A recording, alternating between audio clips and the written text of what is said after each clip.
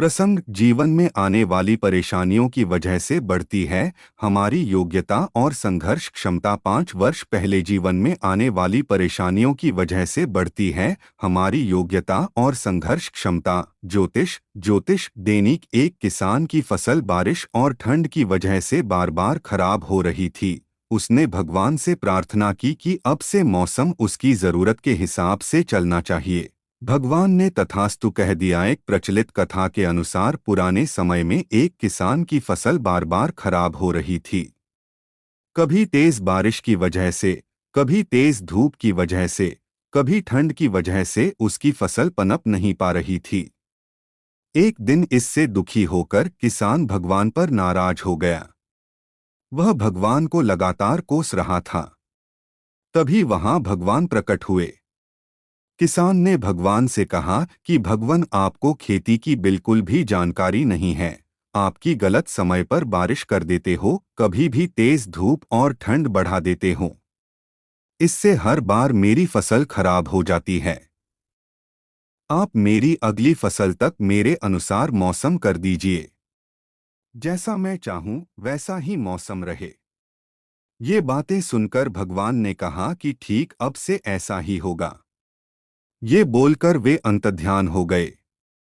अगले दिन से किसान ने फिर से गेहूं की खेती शुरू कर दी। अब जब वह बारिश चाहता था तब बारिश होती, फसल के लिए जब उसे धूप की जरूरत होती तब धूप निकलती।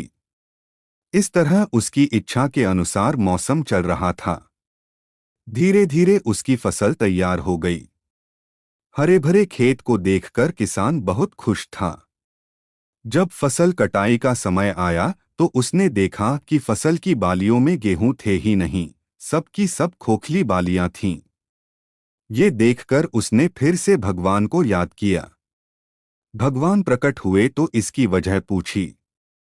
भगवान ने कहा कि तुम्हारी फसल ने बिल्कुल भी संघर्ष नहीं किया है, इसी वजह से ये खोखली हो गई है।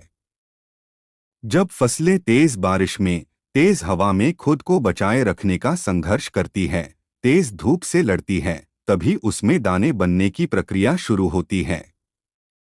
जिस तरह सोने को चमकने के लिए आग में तपना पड़ता है, ठीक उसी तरह फसलों के लिए भी संघर्ष जरूरी होता है।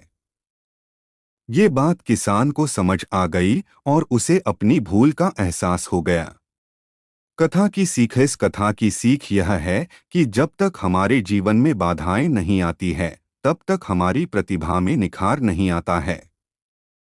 बाधाएं ही हमें साहसी बनाती हैं। परेशानियों की वजह से ही हमारा सही विकास होता है।